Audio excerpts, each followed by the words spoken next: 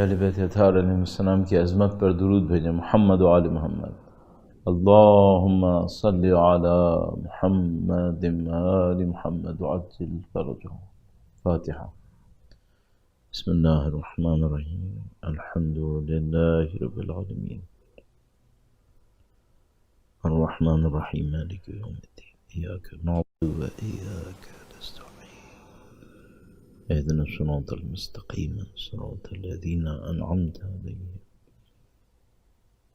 غیر المغضوب علیہم ولا الضالین. وقت کے امام کے حضور ادائے احترام کے لیے، ان کے ظہور کی تعجیل کی دعا کے لیے، تمام مرحومین مومنین و مومنات جو دنیا سے رخصت ہوئے ان سب کی مغفرت کے لیے، جو زمین پہ تشریف فرما ہیں ان کی ہدایت کے لیے، انشاءاللہ امام کی نصرت کی راہ میں شہادت کے حصول کے لیے درود بھیجیں. محمد و آل محمد. اللہم صلی علی محمد آل محمد وعجل فرجهم. اعوذ باللہ من الشیطان الرجیم. بسم اللہ الرحمن الرحیم. الحمد للہ رب العالمین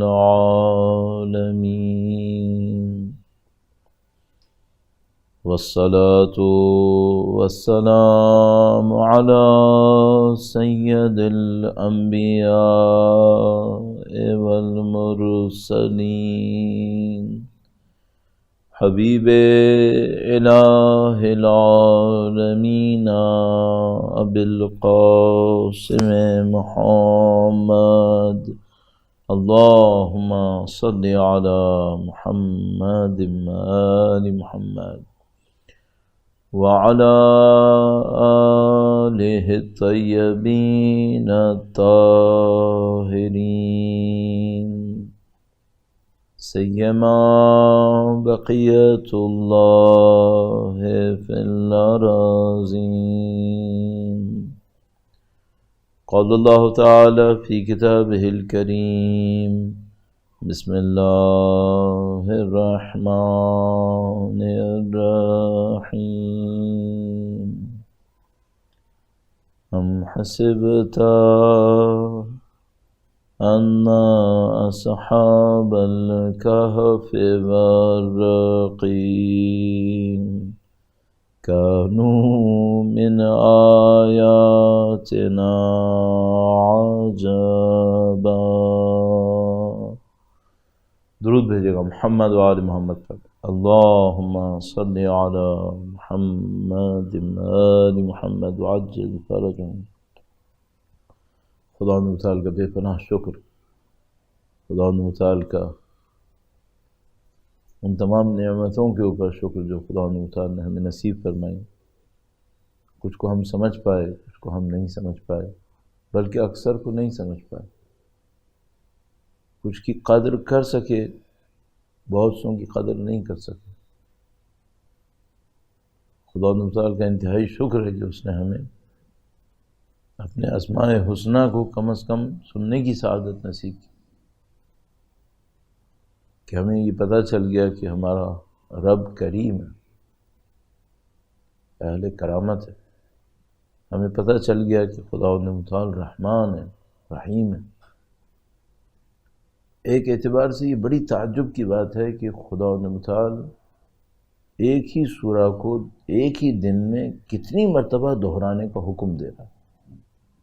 بہت تعجب کی بات ہے کہ ہر مسلمان بسم اللہ الرحمن الرحیم کو سینکڑوں دفعہ شاید روزانہ بولتا ہو، کہتا ہو. دسیوں مرتبہ شاید سورہ حمد پڑھ لیتا ہو. چلو 10ویں مرتبہ نہیں تو واجب بھی پڑھے تو بہت تعداد بنتی ہے. اور اس میں بار بار الرحمن الرحیم یہ جو اتنی تکرار خدا متعال نے کروائی ہے، کیوں کروائی؟ فذکر ان الذکر تنفع المؤمنین، قرآن کریم ارشاد فرماتا ہے اے نبی بار بار ذکر کریں، یہ بار بار ذکر کرنا مومنوں کو فائدہ پہنچاتا ہے۔ کہیں پر خدا متعال نے قانون کے طور پر فرمایا کہ وَإِنَّهَا لَكَبِيرَةٌ إِلَّا عَلَى الْخَاشِعِينَ، یہ نماز بہت سخت ہے سوائے ان لوگوں کے لیے جن کے دلوں میں خضوع و خشوع ہو۔ تو یہاں سے ایک پوائنٹ حاصل ہوتا ہے، وہ یہ کہ انسان خضوع اور خشوع کے ساتھ کچھ حقیقتوں کو اگر ذکر کرے، خود بخود اس کی ترقی ہوتی ہے، خود بخود معنوی طور پہ ڈیولپ ہونا شروع ہو جاتا ہے۔ اور اللہ کے اسماء الحسنی ان امور میں سے ہیں کہ اگر انسان خاضع دل کے ساتھ، خاشع دل کے ساتھ، خاضع اور خاشع دل کا مطلب یہ ہے خدا کے سامنے تکبر نہ کرے، خدا تعالیٰ کے سامنے نعوذ باللہ تعالی بڑائی کا احساس نہ کرے، اپنے آپ کو اللہ کا بندہ سمجھتے ہوئے بندگی کی اس حیثیت کو قبول کرتے ہوئے کہ حقیقت ہے بالکل صاف، اے خدا میں تیرا ذلیل بندہ ہوں، رب جلیل تیرا عبد ذلیل، تو جل شانہ ہے، اور میرے اندر ہر قسم کی اس کے مقابلے میں ذلت ہے۔ گرچہ خدا نے انسان کو بڑی عظمت دی، اشرف مخلوقات بنایا، تمام مخلوقات کے مقابلے میں عزت دی ہے خدا متعال نے، لیکن اللہ کی عظمت کے مقابلے میں ذلت کے سوا کچھ نہیں، حقارت کے سوا کچھ نہیں۔ یا لطیف ارحم عبدک الضعیف الذلیل الحقیر۔ اگر کوئی انسان خدا کے سامنے اپنی اس بات کو، اپنی اس حیثیت کو سمجھتے ہوئے ذکر کرے، خود بخود خدا متعال معنویت نصیب فرماتا ہے، اس کی ذات کے اندر بلندی نصیب میں آتی ہے۔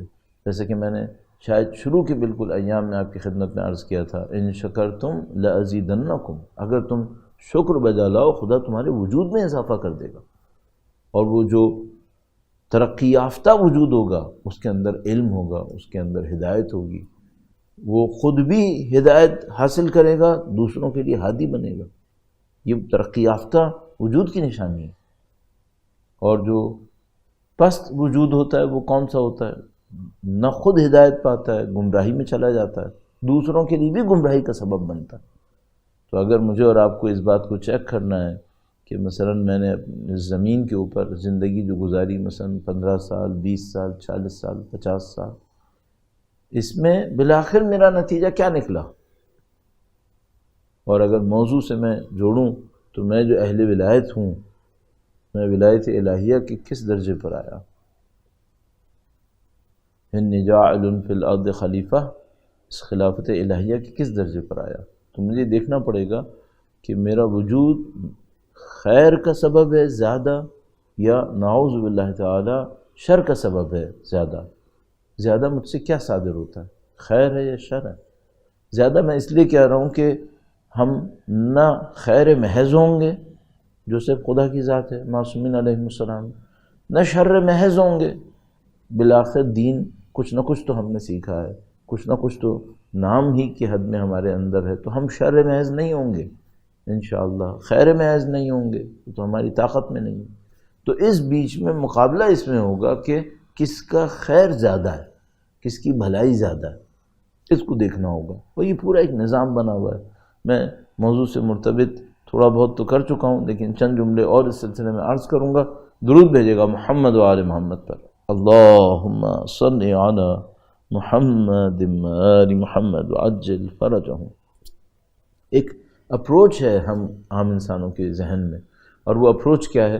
وہ یہ ہے کہ میں صبح کو اٹھا، فرض کر لیجئے کہ میں دیندار ہوں، میں نے اٹھ کر کچھ عبادات انجام دیں، نماز پڑھی، مثلا قرآن کریم، دعا، اس کے بعد میں اپنی زندگی کو چل نکلا، اپنی زندگی کو نکل آیا۔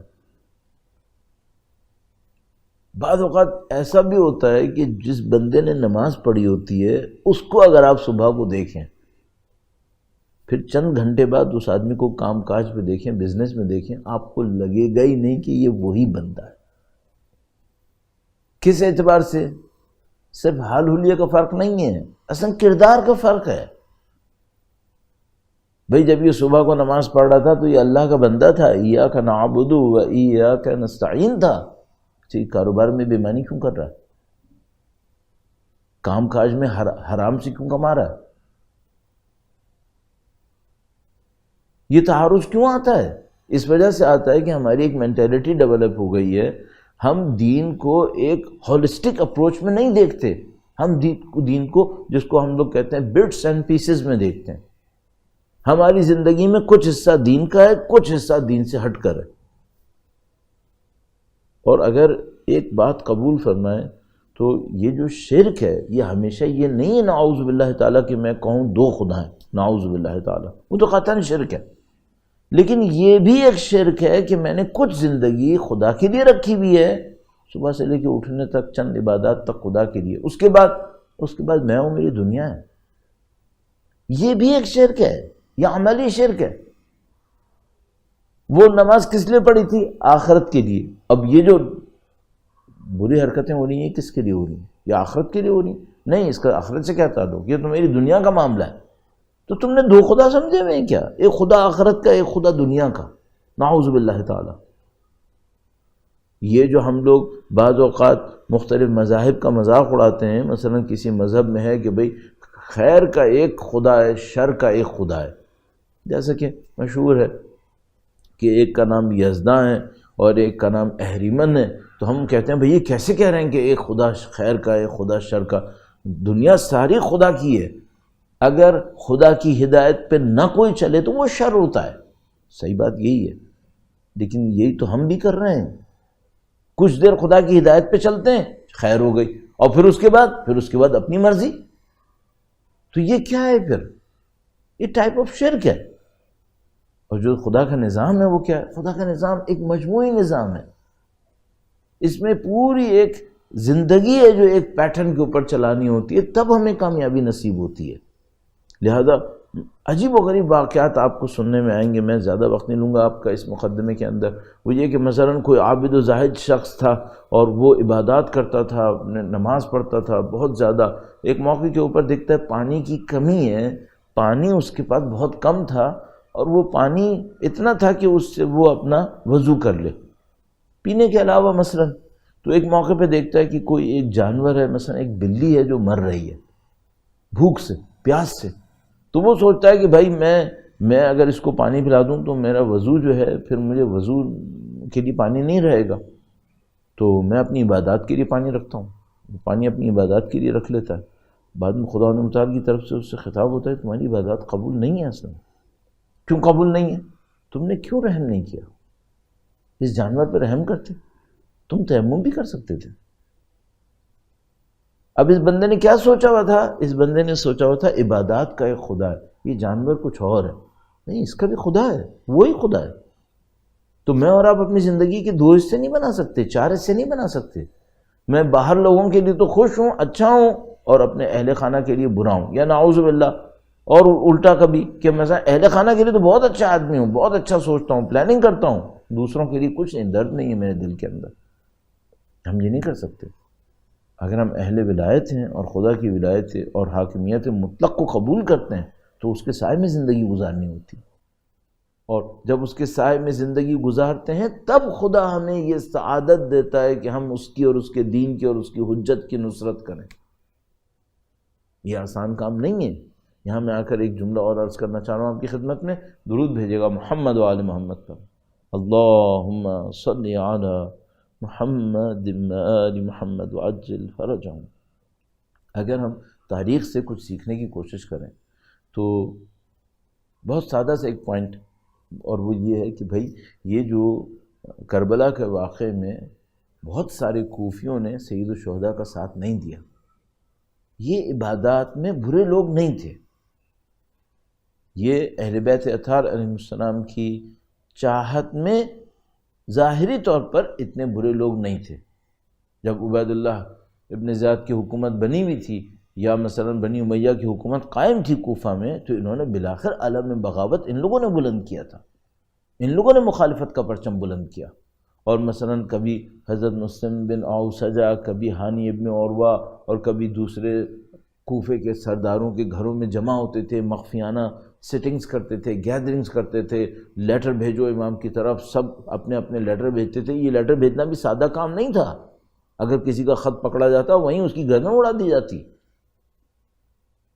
انہوں نے یہ سارے رسک لیے تھے، لیکن اینڈ ٹائم پر جا کر ایک آخری پوائنٹ پہ جا کے پتہ نہیں کیا مشکل ہوئی، اور وہ میں عرض کرنے کی کوشش کروں گا، پھر فیل ہو گئے، پھر فیل ہو گئے۔ یہ کیا معاملہ ہے؟ کیوں ایسا ہوا؟ بھئی فیل ہونا تھا، شروع سے فیل ہوتے، پہلے کیوں رسک لیے تھے؟ اچھا جب یہ رسک لے رہے تھے تب ان کو جو مخلصین سید الشہداء تھے وہ بار بار کہہ رہے تھے کہ دیکھو تم یہ صرف یہ نہیں سوچنا کہ ہم نے صرف خط لکھنا ہے، نیچے نام لکھنا ہے، یہ خط اور یہ نام لکھنا بیعت ہے، اور اس بیعت کے بعد کیا ہوگا؟ شاید تمہاری جان جائے گی اس کے اندر۔ خوب بتایا تھا، سمجھایا تھا۔ آپ لوگوں نے بعض لوگوں نے ٹی وی سیریلز وغیرہ دیکھی ہوں گی تو اس کے اندر آپ نے دیکھا ہوگا کہ کوفہ کے سردار ان کو بار بار سمجھاتے تھے۔ تو تاریخ میں ہے ہمارے پاس، چاہے سیریل میں نہ بھی ہو، ویسے میں نے خود نہیں دیکھی کبھی، تو اگر نہ بھی ہو ان ٹیلی ویژن سیریلز کے اندر، تاریخ میں تو ہے کہ وہ سردار بار بار سمجھاتے تھے کہ دیکھو تم یہ جو امام کو بلا رہی ہے یہ کہاں پہنچے گی بات، صحیح ہے؟ یہ کیوں ایسا ہوا؟ تو مجھے ایک بات سمجھ میں آتی ہے یہاں پہ، اور مجھے لگ رہا ہے یہ امپورٹنٹ بات ہے۔ وہ امپورٹنٹ بات کیا ہے؟ وہ یہ کہ انسان اپنی کچھ خرابیوں کے ساتھ ایک جگہ تک موو کر سکتا ہے۔ یہ جو آخری چند میٹرز ہوتے ہیں، آخری چند بعض اوقات انچز ہوتے ہیں، یہ بہت اہم ہوتے ہیں۔ میں اس کی ایک مثال اچھی تو نہیں لگ رہی، میرے ذہن میں آ رہی ہے، تو میں ایک عوامی سی ایک مثال عرض کروں گا، اور اگر کسی کو بری لگے تو معذرت چاہتا ہوں۔ درود بھیجے گا محمد و آل محمد پر، اللہم صلی علی محمد آل محمد وعجل فرجہم۔ یہ جو مقابلے ہوتے ہیں، دنیا کے بڑے بڑے مقابلے، مثلا ٹریک اینڈ فیلڈ کے ہوتے ہیں، ایتھلیٹکس وغیرہ کے ہوتے ہیں، ان میں جو لوگ چیمپئن ہوتے ہیں، اور جو لوگ مثال کے طور پر 10 آدمی مقابلے میں آئے، ایک آدمی جناب گولڈ میڈلسٹ ہو گیا، باقی جو تھے وہ پیچھے رہ گئے، تو پہلے اور 8ویں کے درمیان کوئی زمین آسمان کا فرق نہیں ہوتا۔ پہلے اور 7ویں کے درمیان، پہلے اور چوتھے کے درمیان، اس کو میڈل ملا ہے گولڈ، بعد میں مثال کے طور پر سلور اور کچھ اور مل گیا، اور چوتھے کو کچھ نہیں ملا، تو تیسرے اور چوتھے میں کتنا فرق تھا؟ ایک کو میڈل ملا، ایک کو نہیں ملا، بہت تھوڑا سا ہوتا۔ لیکن جو بہت تھوڑا سا فرق ہوتا ہے، یہ انسانی طاقت کا ایک اینڈ ریزلٹ ہوتا ہے۔ تو مثال کے طور پر اگر کوئی اولمپکس کے اندر جائے تو بعض اوقات جو ڈفرینسز ہوتے ہیں ٹریک اینڈ فیلڈ وغیرہ کے اندر، یہ مائکرو سیکنڈز کے ہوتے ہیں۔ تو انسان کوئی سوچا بھئی یہ 1 سیکنڈ تیز نہیں کر سکتا تھا، وہ پہلے اتنی طاقت لگا چکا تھا کہ اس آخری 1 سیکنڈ کو تیز کرنے کے لیے پتہ نہیں کتنی طاقت چاہیے تھی، نہیں کر سکتا تھا پھر وہ۔ ہماری مثال کے اندر اب نمازی بن سکتے ہیں، زیارت پڑھنے دور سے ہو جائے گا، زیارت پڑھیں نزدیک سے یہ بھی ہو جائے گا، آپ امام کی نصرت کے دعوے کریں یہ بھی ہو جائے گا، دعا عہد پڑھیں یہ بھی ہو سکتا ہے۔ آخری میدان میں جا کر امام کی نصرت کر لیں اور شہید ہو جائیں، اس کے لیے زہیر بن قین چاہیے، اس کے لیے پھر حبیب ابن مظاہر چاہیے۔ وہ آخری لمحہ یہ بہت سخت ہے، یہ بہت سخت ہے۔ تو میری ان عرائض کے سے اس کا جو کنیکشن ہے وہ یہ ہے کہ ہم الحمدللہ رب العالمین اہل ولایت ہیں، لیکن نصرت کے آخری لمحات سخت ہوتے ہیں، وہ بہت سخت ہوتے ہیں۔ اب اسی بات کو کنٹینیو کرتے ہوئے میں چند مثالیں تاریخ سے آپ کی خدمت میں عرض کرنے کی کوشش کروں گا، اور اس کا ایک بڑا عنوان ہے، لیکن میں صرف اس کا ایک حصہ لوں گا۔ درود بھیجے گا محمد و آل محمد، اللہم صلی علی محمد آل محمد وعجل فرجہم۔ دیکھیے یہ جو ہم درود بھی پڑھ رہے ہیں، درود کے آخر میں ایک حصہ ہے وعجل فرجہم، خدایا ان کی نصرت میں اور ان کے ظہور میں تعجیل فرما۔ اس کا مطلب کیا ہے؟ اس کا مطلب ہے کہ ہم ایک واقعے کے منتظر ہیں، یہ جو آپ دعائے سلامتی پڑھ رہے ہیں، ظاہر ہے آپ منتظر ہیں، دعائے عہد پڑھ رہے ہیں، مختلف زیارات پڑھ رہے ہیں وقت کے امام کے لیے، زیارت آل یاسین مشہور ہے. یہ سب کیا ہے؟ یہ سب یہ ہے کہ آپ منتظر ہیں، ہم منتظر ہیں. کیا کائنات میں انتظار کرنے والی ہم پہلی قوم ہیں؟ یہ پہلی دفعہ ہوا. مثلا 1400 سال پہلے اللہ کے نبی نے ارشاد فرمایا میرے فرزند تشریف لائیں گے یملأ الارض قسطا وعدلا، اور اللہ کے نبی کے بعد سے آنے والی ان کے تمام اوصیاء، تمام ائمہ مسلسل بیانات دیتے رہے کہ فرزند تشریف لائیں گے، ان کا اسم گرامی یہ ہوگا، ان کا لقب یہ ہوگا، وہ یہاں پہ آئیں گے، اس طرح اعلان کریں گے. یہ معصومین علیہم السلام نے جو چند 100 سال ظاہری طور پر زمین پہ وقت گزارا، اس میں مسلسل ارشاد فرماتے رہے. یہ پہلی دفعہ ہوا تھا کائنات میں کہ کسی کے آنے کی خبر دی جا رہی تھی اور لوگوں سے کہا جا رہا تھا کہ تم ان کے لیے انتظار کرو. ہم سب کو معلوم ہے نہیں، پہلی دفعہ نہیں ہوا، اس سے پہلے بھی کئی دفعہ ہوا ہے، مختلف طریقوں سے ہوا ہے، مختلف انداز میں ہوا ہے، اور اس انداز میں بھی ہوا ہے. کس انداز میں؟ بھئی ایک دفعہ حضرت نوح علیہ السلام نے اللہ سے کہا کہ خدایا یہ جو میری قوم ہے اب یہ سوائے فاسق و فاجر کی کوئی پیدا نہیں کرے گی، انہیں ختم کر دیں. اللہ نے کہا کہ عذاب آئے گا. انتظار ہوا کہ کب آئے گا، اور وقت گزرتا رہا، وقت گزرتا رہا. ایک طرح کا انتظار. جس انداز میں ہم اور اب منتظر ہیں، اگر اس کی کوئی نزدیک ترین مثال ملے تو وہ انتظار ہے جو بنی اسرائیل نے حضرت موسیٰ علیہ السلام کا کیا. اور اس خاطر اللہ کے نبی کی وہ روایت ہمارے پاس موجود ہے کہ تم اور بنی اسرائیل ایک ہی مقدر پر ہو. اگر وہ ایک سوراخ میں گئے تو تم بھی اسی سوراخ میں جاؤ گے، یعنی کسی سختی میں وہ پڑے تم بھی اسی میں پڑو گے. اور شاید اسی وجہ سے سب سے زیادہ جس نبی خدا کے واقعات قرآن کریم میں مسلسل آئے ہیں وہ حضرت موسیٰ علیہ السلام کی ذات ہے، اور جس قوم کا سب سے زیادہ ذکر ہوا ہے وہ بنی اسرائیل ہے. تو یہ جو ہمارا تجربہ ہے، ہم امام کے منتظر ہیں، یہ پہلی دفعہ نہیں ہے، ہم سب جانتے ہیں. اچھا، ہم نے اس کے اوپر اللہ کی دی ہوئی توفیق سے کئی مرتبہ آرائز پیش کیے ہیں، اس لیے ڈرتے ہیں کہ لوگ اتنا زیادہ ہم سے سن چکے ہیں، جو سننے والے ہیں، کہ وہ گھبرائیں گے کہ بھئی مولانا بار بار تکرار کر رہے ہیں. لیکن کبھی مناسبت سے آ جاتا ہے تو 5-10 منٹ عرض کر دیتا ہوں کہ بھئی وہ جو انتظار ہوا اس کے بھی قوانین ہوتے ہیں، اور اللہ کے نبی کا بھی انتظار ہوا ہے، اللہ کے نبی کا بھی انتظار ہوا ہے. یہ تو مثلا قرآن کریم ارشاد فرما رہے ہیں نا کہ ہم نے تورات میں ان کا نام یہ لکھا ہے، انجیل میں ان کا نام لکھا ہے، اور یہ جو اہل کتاب ہیں یہ نبی کو ایسے ہی جانتے ہیں جیسے وہ اپنی اولاد کو پہچانتے ہیں. قرآن کریم بار بار ارشاد فرماتے ہیں یہ لوگ یہ کہتے ہیں آپ کے بارے میں، جبکہ یہ جانتے ہیں کہ آپ اللہ کے نبی ہیں. یہ جانتے ہیں آپ کو. کہاں سے جانتے تھے؟ پہلے کی کتابوں میں موجود تھا، اور ان سب کو بتایا گیا تھا کہ نبی آئیں گے. اور اب ذرا تصور کیجئے گا، بنی اسرائیل قوم یہود یہ پوری قوموں سے کہتی تھی ہمارا نبی آنے والا ہے، پھر تم لوگوں کا دور ختم ہو جائے گا، پھر ہمارا دور ہوگا. کفار مکہ سے یہ لوگ کہتے تھے کہ تم لوگ کفار مکہ، تم لوگ شکست کھانے والے ہو، ہمارا نبی آنے والا ہے. اور مثلا یہ باتیں مشہور ہیں کہ یہ کہ یہودی مدینے میں آ کر رہ رہے تھے، جبکہ اصل میں وہ شام کی طرف کے رہنے والے تھے. خیبر کا قلعہ کیوں بنا تھا یہاں پر، اور شام میں ان کا اصلی گڑھ تھا، تو یہاں کیوں آئے تھے؟ تو بیان کرنے والے بیان کرتے ہیں، اس کے اوپر تحقیقات کی ہیں کہ نام تو لے رہے تھے کہ ہم نبی کا ساتھ دینے آئے، در حقیقت دشمنی کے لیے آئے تھے. اور اس کے اوپر بڑی گفتگو کی ضرورت ہے. بہرحال تو چلو اگر وہ ساتھ دینے بھی آئے تھے، قصدن ساتھ دینے آئے تھے، آخر میں لا کے انہوں نے کیا کیا؟ ساتھ دیا تھا.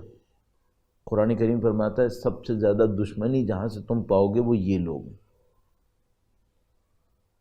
تو یہ تو ساتھ دے رہے تھے، یہ تو ساتھ دینے کے نام پہ آئے تھے. انتظار کے قوانین میں سے ایک یہ بھی ہے. وہ کیا؟ انتظار کا مدعی عین ٹائم پر سب سے بڑا دشمن بنا. البتہ ایک انتظار کا مدعی وہ بھی تھا جو سب سے بڑا ناصر بنا، وہ حضرت سلمان فارسی تھے. وہ بھی انتظار میں یہاں تک آئے تھے. ان کو بھی ان کے استاد نے کہا تھا کہ دیکھو نبی آنے والا ہے یثرب میں، تم جاؤ نصرت کے لیے. وہ آ گئے اور نصرت کر دی، اور اس حد تک نصرت کی کہ منا اہل البیت بن گئے. اور ایک وہ نصرت کا دعوے دار تھا قوم یہود اور قوم بنی اسرائیل کا کہ وہ تھا وہیں پر جہاں نبی آئے، لیکن بجائے ساتھ دینے کے سب سے بڑا دشمن بن گیا. آپ کے ذہن میں ہے نا، میں نے عرض کیا تھا کہ مقام پر ہونا کافی نہیں ہے، پرائرٹیز دیکھنی پڑتی ہیں. حضرت سلمان فارسی کی پرائرٹی یہی تھی کہ میں نے ساتھ دینا ہے. وہ جو قوم یہود تھی اس کی پرائرٹی کیا تھی؟ ہمیں قوم کا ساتھ دینا ہے، نبی کا نہیں. تو اگر قوم نبی کے مخالف ہو گئی تو قوم کا ساتھ دے دیا. کوفیوں کی پرائرٹی کیا تھی؟ یہی پرائرٹی تھی، سردار کا ساتھ دینا. اب یہاں سے ہم لوگوں کو قانون کیا ملا؟ ہمیں قانون یہ ملا کہ عزیزان محترم، ساتھ دینے کے جو آخری چند انچ ہوتے ہیں یہ بہت بھاری ہوتے ہیں. کیوں؟ اس میں بہت سارے ٹیبوز توڑنے پڑتے ہیں، اس میں بڑے رشتے ناتے ہیں وہ توڑنے پڑتے ہیں. اگر حضرت سلمان فارسی جہاں اصفہان میں رہ رہے تھے، جہاں اپنے قوم قبیلے کے درمیان رہ رہے تھے، اس سے رشتہ ناتا نہ توڑتے تو اہل بیت میں نہیں آتے. پھر اگر حضرت ابو ذر غفاری ربضہ کا صحرا چھوڑ کے نہ آتے تو رسول خدا کے سب سے سچے صحابی نہ بنتے. اگر بلال حبشی وہ جرأت نہ دکھاتے کہ وہ یہ کہیں کہ میں اس مسلمان کے اوپر کوڑھا نہیں اٹھاؤں گا، چاہے تم مجھے مار مار کے ختم کر دو، تو وہ پھر معزن رسول نہیں بنتے. یہ جو آخری انچ طے کرنے ہوتے ہیں یہ سب سے سخت ہوتے ہیں، اور یہ وہ جگہ ہوتی ہے جہاں پر انسان آزما لیے جاتے ہیں. ہنالک ابتلی المؤمنون، یہ وہ جگہ ہوتی ہے جہاں مومنین کے امتحان ہوتے ہیں. زلزلوا زلزالا شدیدا، شدید طریقے سے زلزلے میں آ جاتے ہیں، ہلا دیے جاتے ہیں انسان. اور ہمارے پاس روایت میں مشہور روایت ہے اور مستند روایات میں سے کہ فرمائے کہ تم لوگ غیبت کے زمانے میں اس حب اہل بیت کے امتحان میں چھان دیے جاؤ گے. اور کتنی روایات اس مطلب کے اوپر ہیں، چھان دیے جاؤ گے. کیا مطلب چھان دیے جاؤ گے؟ یعنی کوئی اس وجہ سے امام کی نصرت کرنے سے رہ جائے گا نعوذ باللہ تعالیٰ کہ مال کی محبت نہیں چھوڑ پائے گا. کوئی اس وجہ سے رہ جائے گا کہ اولاد کی محبت نہیں چھوڑ پائے گا. کوئی اس وجہ سے رہ جائے گا نعوذ باللہ تعالیٰ کہ وہ مثلا اپنے قوم قبیلے کی محبت تعلق نہیں چھوڑ پائے گا. تو عزیزان محترم، آپ اور میں جو اہل ولایت ہیں، اور آپ اور میں جس نے اپنی آنکھوں کو اس بات کے اوپر جوڑا ہوا ہے کہ ہمارے امام آئیں گے ہم ان کا ساتھ دیں گے، یہ آخری انچ کیسے پورے ہوں گے؟ یہ آخری مرحلے کیسے پورے ہوں گے؟ چلیے میں آخری کیوں کہہ رہا ہوں، میرے جیسا تو نہیں معلوم آخری سے پہلے کہاں رکا ہوا ہوگا، مجھے نہیں معلوم. لیکن اگر میں یہ کہوں کہ سب صحیح ہو گیا، سب صحیح ہو گیا، بس امام آئیں گے اور میں ان کا ساتھ دے دوں گا، جو یہ جملہ بھی بہت سخت ہے. یہ بہت جرأت چاہیے یہ کہنے کے لیے کہ نہیں میرا سب کچھ صحیح ہے. انسان تھوڑا سا اپنا جائزہ لے تو اسے پتہ چل جاتا ہے کتنا صحیح ہے. تو اگر کہے بھی کہ ہاں سب کچھ صحیح ہے تو پھر یہ جو آگے کے چند مرحلے یہ کیسے پورے ہوتے ہیں؟ اب یہاں پہ ایک پوائنٹ ہے، بہت امپورٹنٹ پوائنٹ، جو مجھے آپ کی خدمت میں عرض کرنا ہے. اور ہماری آرائز کے ظاہر ہے کہ اب ایام آخری ایام کی طرف ہیں، اور گویا اب تو ہم اختتام کی طرف اس کو لے جاتے ہوئے ایک انتہائی اہم پوائنٹ عرض کریں گے. درود بھیجے گا محمد و آل محمد پر. اللہم صلی علی محمد و آل محمد وعجل فرجہم. عزیزان محترم، آپ اگر روایات کو پڑھیں، مطالعہ کریں روایات کا، تو روایات میں آپ اصحاب رسول کا، اصحاب ائمہ کا ایک انداز دیکھیں گے، حتیٰ امیر المومنین نبی خدا کے سامنے. مثلا کبھی اللہ کے نبی مولا امیر المومنین سے پوچھتے تھے، اے علی تمہیں یہ بات بتاؤں؟ فرماتے یا رسول اللہ جی آپ مجھے فرمائیں. چلو یہ بات تو ہو گئی کہ خود انہوں نے پوچھا تھا کہ میں بتاؤں. کبھی اللہ کے رسول یہ کہتے تھے اپنے اصحاب سے، مثلا تمہیں یہ پتہ ہے؟ کبھی کوئی نہیں کہتا تھا ہاں اللہ کے رسول ہمیں پتہ ہے، سب کیا کہتے تھے؟ اے اللہ کے رسول آپ بتائیے، آپ بتائیے۔ اسے ہم کیا کہیں؟ اسے ہم یہ کہیں کہ وہ ادب جانتے تھے اہل بیت کے سامنے بیٹھنے کا، ادب جانتے تھے۔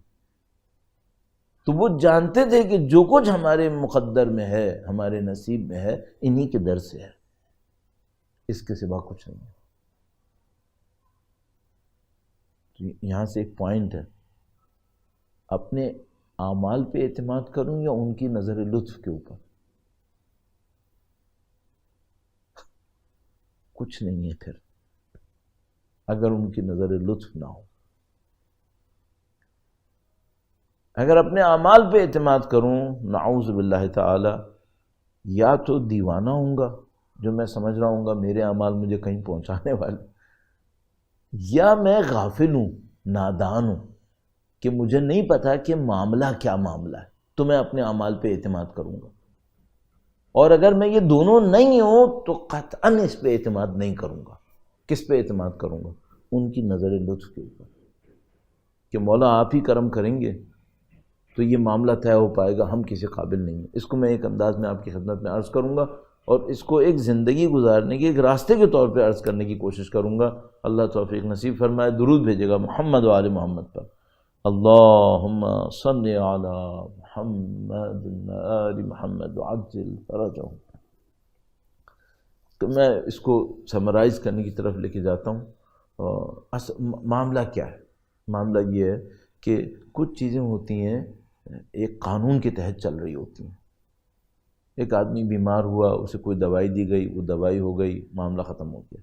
ایک آدمی بیمار ہوا، ڈائگنوس ہی نہیں ہو کے دے رہا ہے کہ بیماری کیا ہے، اور حالت خراب ہوتی چلی جا رہی، خراب ہوتی چلی جا رہی۔ ایک موقع کے اوپر مثال کے طور پر وہ اتنا خراب ہو جاتی ہے کہ آدمی بے بس ہو جاتا ہے، اور وہ جان لیتا ہے کہ بھائی یہ ڈاکٹروں کی بس کا رہا نہیں ہے، اب یہ دوائیوں سے حل ہونے والا نہیں ہے۔ تو وہ جو قدیم زمانے میں ہمارے ہاں محاورتاً کہتے تھے کہ بھائی معاملہ اب دوائی کا نہیں ہے، اب صرف دعا کا ہے، اب صرف دعا ہی کر سکتی ہے اپنا کام۔ اچھا، یہ جملہ بھی ایک لحاظ سے صحیح نہیں ہے۔ جب دوائی بھی کام کرتی ہے تب بھی دعا کام کرتی ہے۔ حقیقت یہ ہے، اللہ کے نظام سے ہٹ کے تو دوائی کام نہیں کرتی، وہ اللہ کے نظام میں رہ کے ہی کام کرتی ہے۔ تو ہر چیز کے پیچھے در حقیقت وہی خدائی کنیکشن ہوتا ہے جو کام کرتا ہے۔ تو لیکن یہ بھی اللہ کا حکم ہے کہ اسباب فراہم کرو۔ تو ایسا نہیں ہے کہ دعا کام کرے گی اور آپ اسباب چھوڑ دیں، نہیں، دونوں کو لے کے چلو۔ لیکن وہ آخری پوائنٹس کے لیے کیا کروں؟ اس کا تو مجھے یہ بھی نہیں پتا کہ وہ آخری پوائنٹ میں کامیابی ہوتی کیسے۔ تو پھر میں یہاں پہ ایک پوائنٹ پکڑتا ہوں، وہ کیا؟ مجھے خدا سے کوئی خاص پناہ چاہیے، مجھے خدا سے کوئی خاص توفیق چاہیے۔ اس کو ہم لوگ عام زبان میں کہتے ہیں نظر لطف، ایک خاص عنایت۔ آپ کہیں گے بات بہت چھوٹی تھی، لیکن عزیزو یہ بات ہی ڈسٹنگوشنگ فیکٹر ہے۔ کریٹیکل ٹائم پر اسی سے جان چھوٹتی ہے، ورنہ انسان اپنی بیس پہ نہیں جا پاتا۔ بھائی اپنی بیس پہ جا کر ایک جگہ پہنچتا ہے انسان، اور وہاں جب بات ہڈی پہ پہنچتی ہے تو انسان تھک جاتا ہے، وہ کہتا ہے بس معاملہ ختم کرو۔ اب یہاں پہ ایک خاص نظر لطف چاہیے ہوتی ہے جو انسان کو حق کے راستے کے اوپر باقی رکھے۔ اور نصرت اہل بیت اطہار میں یہ معاملہ بار بار آیا ہے، بار بار آیا کہ ہمیں ان کی طرف سے ایک عنایت چاہیے۔ اب یہاں پہ جب آپ آتے ہیں نا تو پھر پیور اسپریچول ڈائمنشن آوان و انصار کے لیے کھل جاتا ہے۔ اگر آپ اہل ولایت ہیں اور آپ نصرت امام کرنا چاہتے ہیں، آپ کی اسپریچولیٹی کا اسٹیٹس کیا ہے، آپ کی معنویت کا مقام کیا ہے، یہ فیصلہ کن ہے، اس سے فیصلہ ہونا ہے۔ اور وہ جو معنویت کا مقام ہے، ایک لحاظ سے بہت آسان، ایک لحاظ سے انتہائی مشکل۔ ایک واقعہ آپ نے شاید بچپن سے سنا ہوگا، میں اس کو عرض کرتے ہوئے اپنی بات کو اختتام کروں گا۔ درود بھیجے گا محمد و آل محمد پر۔ اللہم صلی علی محمد آل محمد وعجل فرجهم. بیان کرتے ہیں جیسا کہ ایک واقعے کے اندر آپ نے بھی سنا ہوگا کہ حضرت موسیٰ علیہ السلام نے خداوند متعال سے کہا کہ خدا جنت میں میرا ہمسایہ کون ہے، کون جنت میں میرا ہم نشین ہے؟ تو خداوند متعال نے ایک بندے کے پاس بھیجا اور کہا یہ تمہارا ہم نشین ہے. حضرت موسیٰ علیہ السلام نے دیکھا قصائی ہے، پیشے میں قصائی ہے، اور خداوند متعال فرما رہا ہے کہ یہ حضرت موسیٰ علیہ السلام جیسے نبی کا ہم نشین ہے. اب حضرت موسیٰ علیہ السلام دیکھ رہے ہیں کہ اس بندے کے اندر کیا بات ہے کہ یہ ہم نشین ہے. تو میں زیادہ آپ کا وقت نہیں لوں گا. قصہ مختصر کیا ہے، اپنی ماں کا ایسا خیال کرتا ہے کہ جو بہت مشکل کام ہے، بہت مشکل کام ہے، اس کی تفصیلات میں نہیں عرض کر پا رہا. تو جب وہ اپنی ماں کا اتنا خیال کرتا ہے اور ماں بالکل بے بس اس کے ہاتھ میں، تو ماں بڑبڑا کر، آواز بھی نہیں نکلتی، اپنے زبان ہلا کر اسے ایک دعا دے رہی ہے. وہ دعا کیا ہے؟ وہ دعا یہ ہے کہ خدا تجھے نبی کا ہمسایہ بنائے جنت میں. یہ خدا کو پسند آیا، یہ خدا کو پسند آیا، یہ خدا نے قبول کر لیا. اب بتائیے مشکل ہے یا آسان ہے؟ اگر آپ کو میں یہ کہوں کہ آپ کو نجف جانا ہے، قم جانا ہے، 15 سال پڑھنا ہے کتابیں، وہ بھی ایک راستہ ہے، بالکل راستہ ہے، کوئی ڈاؤٹ نہیں ہے اس کے اندر. تو لیکن وہ مشکل راستہ ہے مثلا، اور اس میں بھی باٹم لائن میں جا کے یہیں پہنچیں گے کہ ان کی نظر لطف نصیب ہو جائے. ایک اور یہ بھی راستہ ہے، آپ زندگی گزاریے، شاید وہ بات نہ آئے، نجف جائیں، قم جائیں، عبادات، زہد، علم، تقوی، پرہیزگاری، وہ جو قصائی ہے وہ تو کہیں نہیں گیا، وہ تو اپنا کام کر رہا ہے، لیکن اس کے اندر ایک پرہیزگاری اندر چھپی ہوئی ہے. آپ دنیا میں کہیں بھی رہیں، میں خود پاکستان سے باہر نہیں رہا ہوں کبھی مستقل، تو میں اس کے چیلنج میں آنا بھی نہیں چاہتا، کیونکہ میں اس کو بہت بڑا چیلنج سمجھتا ہوں. اس کا ایک ہدف ہونا چاہیے، مقصد ہونا چاہیے بہرحال. تو اگر آپ کہیں رہ رہے ہیں، کہیں پہ بھی رہیں، آپ اپنے آپ سے پوچھیں میرے اندر وہ ذاتی تقویٰ آ گیا، وہ ذاتی پرہیزگاری آ گئی ہے، وہ پوائنٹ مجھے مل گیا جس کے تحت خداوند متعال مجھے اپنے امام کی نصرت کی سعادت دینے والا. اور میں نے بہت آپ کا وقت لیا، بس آخر میں یہ 2-3 جملے اور عرض کرتا چلوں کہ عملاً جو بات ثابت ہے، جو پریکٹیکل ایگزامپل سے ثابت ہے، وہ یہ کہ ایک حرام نگاہ انسان کو شہادت سے محروم کر سکتی ہے. ایک حرام نگاہ، ایک غلط کام، تھوڑی سی بے ایمانی شہادت کے درجے سے دور کر سکتی ہے. یہ مشکل ہے، تو یہ کام مشکل ہے، ان کی خاص نظر لطف نصیب ہو جائے پھر آسان ہو جائے. اس پہ ہمیں بہت محنت کرنی پڑے گی کہ جس دعوے کے ساتھ ہم آگے بڑھ رہے ہیں، اس دعوے میں اگر آخر تک پہنچنا ہے اور بیچ میں نہیں نعوذ باللہ تعالیٰ پھنسنا، تو پھر اس کے لیے محنت بہت زیادہ ہے. کافی حد تک میں آپ کی خدمت میں کوشش کر رہا تھا کہ عرض کروں، اور انشاءاللہ کل تھوڑا سا اس کو اور بڑھانے کی کوشش کریں گے، اور ماہ محرم کے عزاداری کے ایام میں خاص مقام پر ہے. نہیں معلوم کتنی نسلوں نے پاکیزگی کے ساتھ قربانیاں دی ہوں گی کہ میں اور آپ عزاداری کر سکیں. نہیں معلوم. ہم اور آپ زیادہ تر ظاہر ہے کہ بر صغیر پاک و ہند سے تعلق رکھنے والے لوگ ہیں، اور بر صغیر پاک و ہند میں بھی قربانیاں بہت دی گئی ہیں. اورنگزیب جیسے بادشاہ کے زمانے میں، جہانگیر جیسوں کے زمانے میں بڑی قربانیاں دی گئی، اور ان قربانیوں میں ہزاروں کہوں تو یقیناً کم کہا ہے، لاکھوں لوگ شہید ہوئے، لاکھوں لوگ شہید ہوئے. اور ان کی شہادتوں کے بعد آج میں اور آپ سید الشہداء کے ذکر میں مشغول ہیں. تو حقیقت یہ ہے کہ بہت قربانیاں ہوئی اور ظاہر ہے کہ وہ ساری قربانیوں کے محور سے شروع ہو رہی تھی، قربانیوں کے مرکز سے شروع ہو رہی تھی۔ کربلا جسموں کی قربانی ہوتی تو کربلا نہیں بنتی، کربلا روحوں کی قربانی تھی، کربلا جذبات کی قربانی تھی، تعلقات کی قربانی تھی، رشتوں کی قربانی تھی۔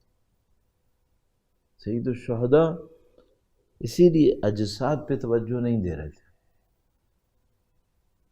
کسی نامور نامی گرامی شخص کو اس وجہ سے نہیں بلایا کہ وہ نامی گرامی ہے۔ سید الشہداء جن کو بلا رہے تھے وہ حبیب ابن مظاہر تھے جیسے، اور یعنی جو آخری وقت تک ساتھ رہے وہ ایسے لوگ تھے، اور مسلسل جد و جہد کس بات پہ تھی؟ پاکیزگی کے اوپر، خلوص کے اوپر، اور اس پاکیزگی اور خلوص کے ساتھ جو سید الشہداء قربانی دینے کے لیے لے کر آئے، تو اگر مباہلہ کا میدان دیکھتے ہی سمجھ میں آ گیا تھا کہ اللہ کے نبی قربانی دینے آئے اور بڑی قربانی دینے آئے، بڑے یقین کے ساتھ آئے، اگر مباہلہ کا میدان دیکھتے ہی یہ سمجھا دے کہ رسول بڑی تیاری کے ساتھ آئیں اور بڑی قربانی دے دیں گے، بڑے حق کے اوپر ہیں، یقین کے اوپر ہیں، تو کربلا کا میدان کیا سمجھا رہا ہے؟ جس طرح اللہ کے نبی اپنی پوری زندگی لے کر آ گئے نا، امیر المومنین کو، اپنی صاحبزادی کو اور ان کی نسل طیبہ و طاہرہ کو، سید الشہداء سب کچھ لے کر آ گئے، سید الشہداء سب کچھ لے کر آ گئے۔ اور یہ جو فرق ہے تمام انبیاء کی قربانیوں میں اور سید الشہداء کی قربانیوں میں، یہ بھی بڑا عجیب فرق ہے۔ میں اپنے اندر وہ جرأت نہیں پاتا کہ میں اس کو عرض کر سکوں، لیکن فرق یہ ہے کہ کہیں اسماعیل قربان نہیں ہوئے اور کہیں اسماعیل قربان ہو گئے، کہیں اسماعیل قربان ہو گئے اور پھر بھی جیت ابراہیم زمان کی ہو گئی، یہ فرق۔ سید الشہداء کے ہمراہ جو عظیم الشان ہستیاں ہیں، ان عظیم الشان ہستیوں میں کچھ ایسے ہیں جن سے سب کو امید ہے، جن سے سب کو ڈھارس ہے، ان کو دیکھ دیکھ کے سب کو امید تھی۔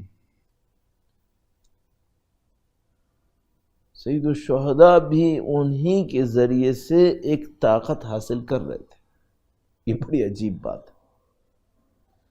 سب سید الشہداء کے رخ انور کو دیکھتے تھے۔ کسی نے بیان کیا کہ جب عاشور میں شدت سختیاں ہوتی تھیں تو ہم حسین کے اصحاب کو دیکھتے تھے، وہ سید الشہداء کے چہرے کو دیکھ کر اطمینان لے لیتے تھے، وہ اطمینان پاتے تھے۔ سید الشہداء بھی کسی کو دیکھ رہے تھے، سید الشہداء بھی کسی کو دیکھ رہے۔ عاشور کے واقعات میں ایک بڑا عجیب معاملہ ہے اور مستندات میں ہے، بہت ہی عجیب بات ہے، وہ یہ کہ جب وہ آخری لمحہ آیا اور دشمن کی فوج نے حملہ کرنے کا ارادہ کیا اور سید الشہداء نے اپنے بھائی مولا ابو الفضل سے کہا کہ میرے بھائی آپ جائیے ان سے وقت لے کر آئیے، تو عزیزو ایک بڑا عجیب جملہ تاریخ میں موجود ہے، کہا بے ابی انت یا اخی، اے میرے بھائی میری جان تجھ پہ قربان۔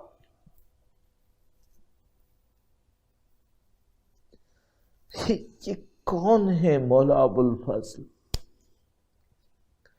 یہ کیا مقام ہے؟ سید الشہداء ایسے اپنے بھائی کو یاد کرتے تھے، ابھی تو بھائی شہید بھی نہیں ہوئے۔ مولا ابو الفضل اپنے بھائی کے نزدیک اتنا مقام رکھتے تھے سید الشہداء کے سامنے کہ سید الشہداء نے اس طرح کا ایک جملہ ارشاد فرمایا۔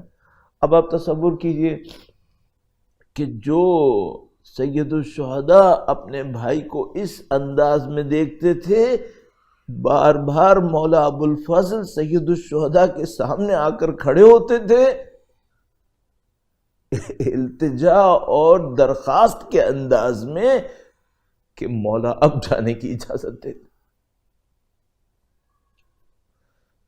اب مولا ابو الفضل العباس علیہ السلام کا ادب بڑا عجیب ادب تھا، اپنے بھائی کا جس طرح احترام کرتے تھے ہم لوگ قابل بیان نہیں ہیں، قابل بیان نہیں۔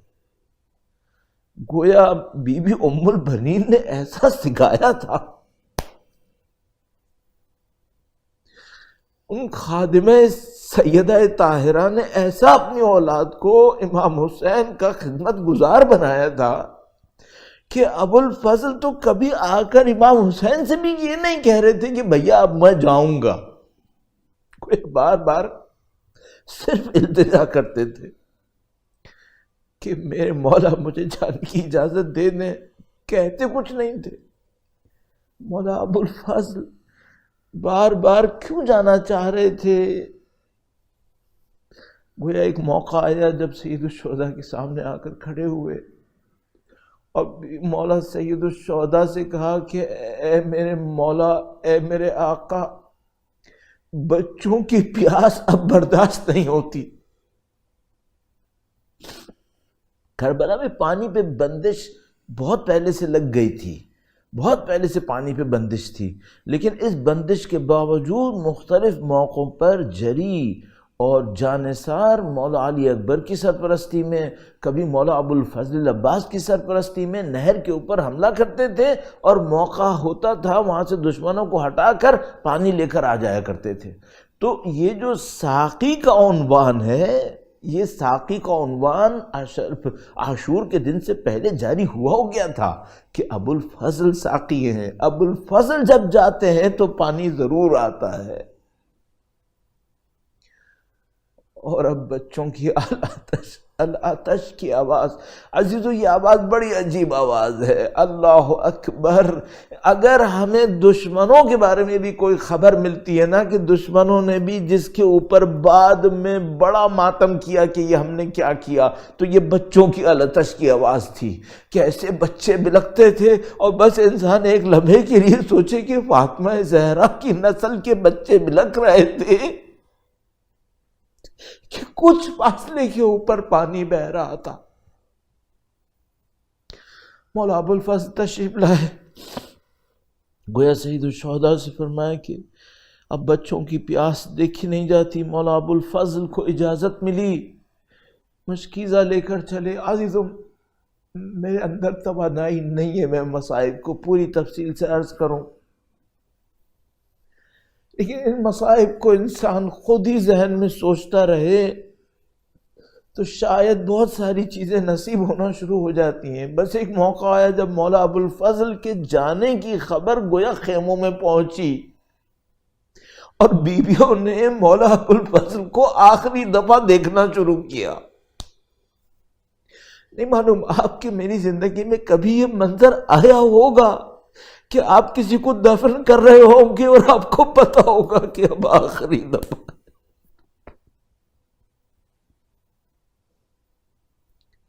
اللہ اکبر، بیویوں پہ وہ لمحہ آ گیا جب مولا ابو الفضل آئے اور سب کو پتا تھا کہ اب آخری دفعہ ہے، آخری مرتبہ ہے۔ گویا بی بی زینب سلام اللہ علیہا نے یہ ارشاد فرمایا کہ بھیا اب مجھے پتا چلا کہ میرے بازوں میں رسی بندھے گی، اب نظر آ گیا۔ جب تک تیرا جیسا بھائی تھا کسی میں جرأت نہیں تھی، اب جب تو گیا اور پھر اس کے بعد جو ہوگا تو میرے بازوں میں رسیاں بندھے گی. مجھے نہیں معلوم مولا ابو الفضل کتنا بوجھ لے کر نہر کی طرف گئے ہوں گے. بچوں کی آوازیں آ رہی ہوں گی, بیویوں کے الوداع کہنے کی آوازیں آ رہی ہوں گی. ان کو پتا ہوگا کہ میرا مولا بھی آرام سے خیمے میں نہیں بیٹھا. یہ جو ہمارے پاس روایت ہے کہ ابو الفضل کا پرچم علم ہلا اور امام حسین کا دل دھڑکا, تو اس کا مطلب کیا ہے؟ اس کا مطلب ہے مولا امام حسین ابو الفضل کو دیکھے جا رہے تھے کہ میرا بھائی کہاں جا رہا ہے. مولا ابو الفضل تشریف لائے نہر القمہ کے اوپر. علی کا بیٹا کیسے کوئی راستہ روک سکتا تھا؟ اور وہ مولا اب نہر کے کناروں تک پہنچ گئے اور مشکیزہ ہاتھ میں ہے, کب کے پیاسے ہیں, کب کی حالت ہے, اور پانی تک پہنچ گئے. وہ جرار, وہ کرار کا بیٹا کرار,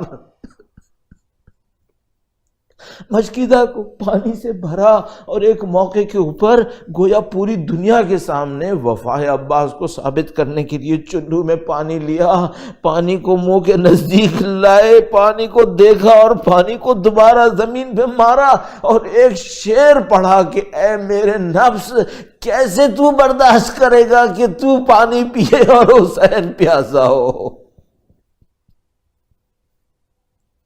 میں یہ برداشت نہیں کر سکتا کہ میں پانی پیوں اور میرا مولا پیاسا ہو اور میری بچے پیاسے ہوں, سید الشہداء کی اولاد پیاسی اور ابو الفضل پانی پیے. یہ ام البنین نے نہیں سکھایا. ام البنین نے ہمیں پیاسا رہنا سکھایا تھا, ہمیں اپنے بھائی کا ساتھ دینا سکھایا ہے, اپنے مولا کا ساتھ دینا سکھایا ہے. بس وفا کا وہ مجسم پہ کر پانی سے باہر آئے اور اب اپنے خیمے کی طرف بڑھنے کا ارادہ ہے. عزیزو, کبھی کبھی میں ایک جملہ سوچتا ہوں کہ بعض اوقات پوری زندگی کا مقصد بہت چھوٹا ہو جاتا ہے. کوئی بہت بڑا کام سامنے ہوتا ہے تو لگتا ہے زندگی کا مقصد بس یہی ہے. تو اگر مجھے سمجھ میں یہ آ رہا ہے کہ جب مولا ابو الفضل سے نہر سے نکلے تو زندگی کا مقصد بس اتنا تھا کہ پانی بچوں کے ہونٹوں تک پہنچ جائے. ابو الفضل اپنی جان کو بالکل نہیں دیکھ رہے تھے, صرف پانی ہونٹوں تک پہنچے. اور میں اس کو عرض کروں گا آپ کی خدمت میں کہ یہ کیسے پتہ چلا ہے کہ جب مولا ابو الفضل بڑے ہیں اب مختلف موقعوں سے دشمن آنا شروع ہو گئے اور سب نے یہ طے کر لیا کہ نہیں, ابو الفضل کو پانی نہیں لے جانے دیں گے. لعینوں نے دشمنی کے طریقوں میں جو پسترین طریقے تھے وہ اختیار کرنا شروع کر دیے. شمشیر لے کے تو آ نہیں سکتے تھے علی کے بیٹے کے سامنے, تو پتھروں کی بارش کر دی. کوئی ادھر چھپ کے مار رہا تھا, کوئی ادھر چھپ کے مار رہا تھا. اور ابھی وار کرتے کرتے کسی ایک لعین نے وار کیا اور مولا ابو الفضل نے شعر پڑھا, واللہ ان قطعتم یمینی انی اوحامی ابدن عن دینی, خدا کی قسم تم میرا سیدھا ہاتھ کاٹ بھی دو تب بھی میں اپنے امام کا دفاع کروں گا. گویا ایک ہاتھ جا چکا, اب تھوڑے دور اور آگے بڑھے, پھر ایک اور ضرب لگی اور مولا ابو الفضل نے گویا مشکیزہ کو دانتوں میں سنبھال لیا. اور اب اس طرح سے ہونا شروع ہوا کہ چاروں طرف سے تیر کی بارش ہونا شروع ہو گئی. مولا ابو الفضل کا جسم ڈھال بن گیا, ہر طرف سے تیروں کو اپنے اوپر لیتا رہا. کبھی پہلو بدلتے تھے کہ میرے پہلوؤں میں تیر لگے, مشکیزہ کو نہ لگے, کبھی اس پہلو سے کبھی اس پہلو سے, یہاں تک کہ تیروں کی بارش میں کہیں مشکیزہ کھل گئی, ایک تیر مشکیزہ کو بھی لگا. اب مولا ابو الفضل بغیر پانی کی غیرت مند کیسے پہنچے اپنے مولا کے پاس, ان پیاسے بچوں کے پاس؟ تو یہ غیرت کا پیکر اپنے زلجھنا کو اشارہ کرتا ہے کہ دوبارہ نہر کی طرف جانا ہے, اب دوبارہ پانی لانا ہے. ارے مولا کٹے ہوئے ہاتھوں سے پورے پہلوؤں میں تیر لگے ہوئے ہیں میرے مولا، اب بھی پانی لانا ہے۔ عباس کی زندگی کا مقصد یہی بن گیا تھا، اب پانی لانا ہے اور کچھ نہیں ہے۔ بس کچھ اور آگے گئے، بس وہ گول سے گھران لگا اور مولا ابو الفضل کا وجود مقدس ذوالجناح سے نیچے آیا۔ عزیزو، یہ عشق کے عجیب مراحل ہیں۔ مسلم بن عقیل کوفہ میں جب پانی کے بغیر رہے اور پانی نہیں مل رہا تھا، بار بار اس میں خون گرے جا رہا تھا، تو ایک موقع پر کہا کہ میں سمجھ گیا کہ میرا حسین پیاسا شہید ہوگا، یہ خدا نہیں چاہتا میں پانی پیوں، میرا مولا پیاسا شہید ہوگا۔ اب میں عزیزو ایک جملہ عرض کروں، شاید مولا ابو الفضل کو پتا ہے کہ میرا بھائی جب زین سے زمین پر آئے گا تو کس حال میں آئے گا۔ اب مولا ہے اور جسم ہے جو تیروں سے چھلنی ہے۔ یہ لمحہ کتنا سخت لمحہ تھا۔ ایک موقع پر بی بی سیدہ سلام اللہ علیہ ایک ذاکر کو یہ پیغام پہنچاتی ہیں کہ اے ذاکر، میرے بیٹے کے مصائب کو پورا پڑھا کر۔ وہ تمام روایتیں دوبارہ دیکھتا ہے کہ میں نے کوئی روایت نہیں چھوڑی ہے، ہر قسم کے مصائب جو بیان ہوئے میں نے تو پڑھ دیے ہیں۔ پھر التجا کرتا ہے بی بی سے کہ بی بی نہیں معلوم کہاں غفلت ہوئی ہے، آپ میری ہدایت فرمائیں۔ بی بی تشریف لاتی ہیں اور کہتی ہیں کہ اے ذاکر، یہ بتا میرے چاہنے والوں کو کہ جب کوئی زمین پر گرتا ہے تو ہاتھوں کا سہارا لیتا ہے، میرا ابو الفضل نہ ہاتھ تھے اور سینوں پہ تیر لگے ہوئے تھے، میرا بیٹا زمین پہ کیسے آیا؟ ارے یہ تو ہمیں بتایا بی بی نے نا، تو ہمیں اب سوچنے کو ملا کہ ابو الفضل زمین پہ آئے ہوں گے تو سارے تیر وجود کے اندر لگے ہوں گے۔ میں ایک جملہ عرض کروں جسارتاً، عزیزو، یہ تیر ابو الفضل کے سینے میں نہیں حسین کے سینے میں لگ رہے تھے۔ امام دیکھ رہے تھے میرا بھائی زمین پر آ رہا ہے۔ سید الشہداء نے گویا کمر کو تھاما، الان انکسر ساری، ارے میری کمر ٹوٹ گئی، میرا بھیا دنیا سے گیا۔ سید الشہداء ابو الفضل کے سرہانے پہنچے، کتنا عجیب منظر ہوگا، فاطمہ کا بیٹا ام المنی کے بیٹے کے سرہانے آیا ہے۔ بس کہا بھیا ایک دفعہ تو بتا، تیری بھی تو کوئی خواہش ہوگی، کبھی زندگی میں نہیں کہا۔ کہا میرے مولا کوئی خواہش نہیں ہے، بس ایک التجا ہے، ایک التجا ہے۔ ارے میرے بھائی کہے میں پوری کروں گا۔ کہا میرے مولا التجا ہے، میرا جنازہ خیمے میں نہ لے کے جانا، بچیاں پیاسی ہیں۔ اب سب کچھ ہو گیا، امام حسین واپس آ گئے، بچوں نے دیکھا کہ علم تو آیا لیکن اب مولا نہیں آئے۔ گویا بچوں نے تو شاید پیالے توڑ دیے ہوں گے کہ ارے ہمارے چچا کہاں گئے، وہ کیوں نہ آئے، اور اب ہم پیالے پانی نہیں مانگیں گے، ہمارے چچا کو بلاؤ۔ لعنت اللہ علی القوم الظالمین وسيعلم الذين ظلموا أي منقلب ينقلبون۔ اللہ کا سلام، عظمت ہے بی بی ام البنین کے لیے، بی بی ام البنین کے فرزند کے لیے، بی بی ام البنین کی قربانیوں کے لیے۔ پروردگار مولا ابو الفضل کی شفاعت نصیب فرما۔ اے پاک پروردگار مولا ابو الفضل کی قربانیوں کے صدقے میں وارث حسین کے ظہور میں تعجیل فرما، ان کی نصرت کی سعادت، اس راہ میں شہادت نصیب فرما۔ ربنا تقبل منا انك انت السميع العليم وتب علينا انك انت التواب الرحيم بجاه نبيك وعترته الطاهرين۔